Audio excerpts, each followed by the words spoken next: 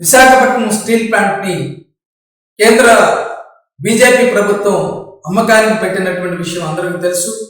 ఈ దుర్మార్గమైన నిర్ణయానికి వ్యతిరేకంగా గత 3 ఏళ్ల నుంచి విశాఖపట్నం స్టీల్ ప్లాంట్ కార్మిక వర్గము నిర్వాసితులు పెద్ద ఎత్తున ఉద్యమం సాగిస్తూ ఉన్నారు. ఇప్పుడు తాజాగా నరేంద్ర మోడీ ప్రభుత్వం విశాఖపట్నం స్టీల్ ప్లాంట్లో 1983 నుంచి నడుపుతున్నటువంటి కేంద్రీయ విద్యాలయాన్ని మూసివేయాలని ఆదేశాలు ఇచ్చింది. ఈ నిర్ణయాన్ని సిపిఎం పార్టీ తీవ్రంగా ఖండిస్తూ ఉన్నది. తక్షణమే కేంద్రీయ విద్యాలయాన్ని మూసివేయాలనేటువంటి నిర్ణయాన్ని ఉపసంహరించుకోవాలని నరేంద్ర మోడీ ప్రభుత్వాన్ని సిపిఎం పార్టీ డిమాండ్ చేస్తూ ఉన్నది. 1983లో స్టీల్ ప్లాంట్ నిర్మాణం సందర్భంగా కేంద్రీయ విద్యాలయాన్ని ఏర్పాటు చేశారు. దానికి అయ్యేటటువంటి ఖర్చుని విశాఖపట్నం స్టీల్ ప్లాంట్ యాజమాన్యం భరిస్తూ వస్తూ ఉన్నది. ఇప్పుడు దాదాపుగా 1060 మంది విద్యార్థులు చదువుకుంటున్నారు.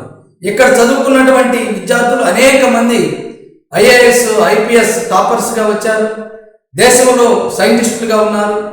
ప్రపంచవ్యాప్తంగా అనేక మంది మంచి మంచి పొజిషన్లో కూడా ఉన్నారు. అటువంటి ప్రతిష్టాత్మకమైనటువంటి కేంద్రీయ విద్యాలయాన్ని ఖర్చులు పెరుగుతున్నాయి అనేటువంటి పేరుతోటి స్టీల్ ప్లాంట్ యాజమాన్యం ఖర్చులు తగ్గించాలంటే విద్యా వ్యవస్థలని విద్యా సంస్థలన్నింటిని మూసివేయాలి.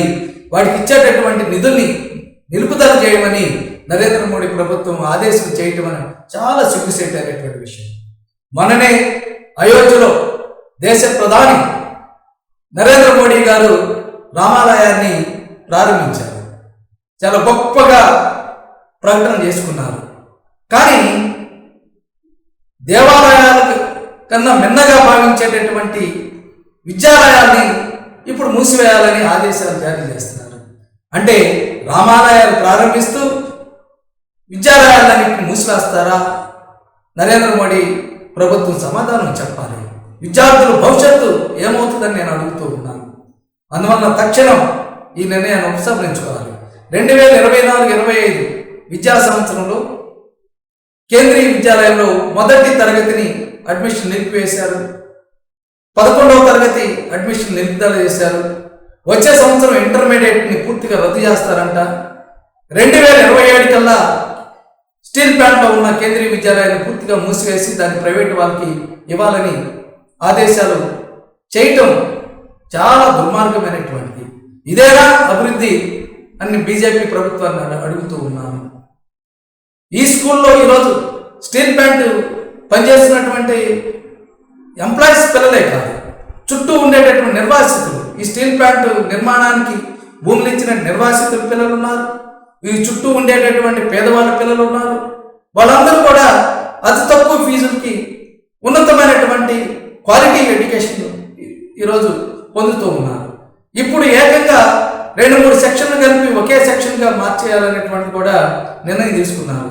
అంటే ఇప్పుడు సెక్షన్కి 40 మంది విద్యార్థులు ఉంటే ఈ సంవత్సరం నిర్ణయం వల్ల సెక్షన్కి 80 నుంచి 100 మంది చేయాలనేటువంటి కుట్ర చేస్తూ ఉన్నారు. అంటే విద్యార్థుల క్వాలిటీ ఎడ్యుకేషన్ పడిపోతూ ఉంటుంది.